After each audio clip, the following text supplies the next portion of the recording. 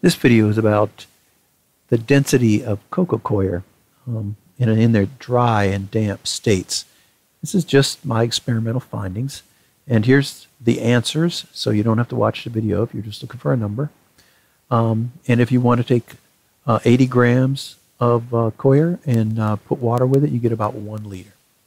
So anyway, this is what I started with. Ordered it off Amazon. It says that you add water and it goes to 6 times its volume.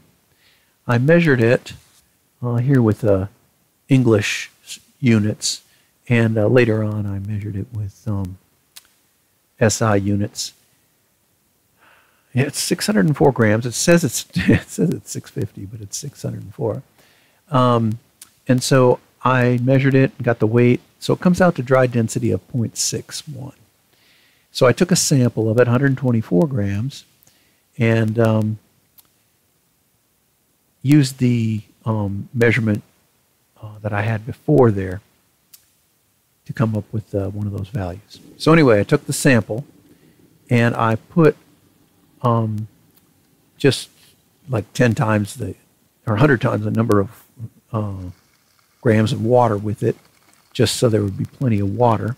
I used boiling just so that it would be, I thought it would be faster, but then it was so hot I couldn't handle it. Yeah, it absorbed pretty quickly. And then after it cooled, I strained it, and it was 649 grams of water that came out of it.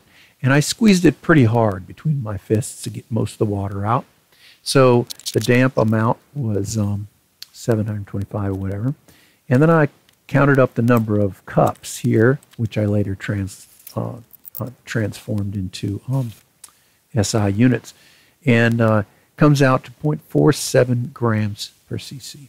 So the expansion ratio was more than what it said on the package I got. I didn't pack it down real tight. I just packed it down gently.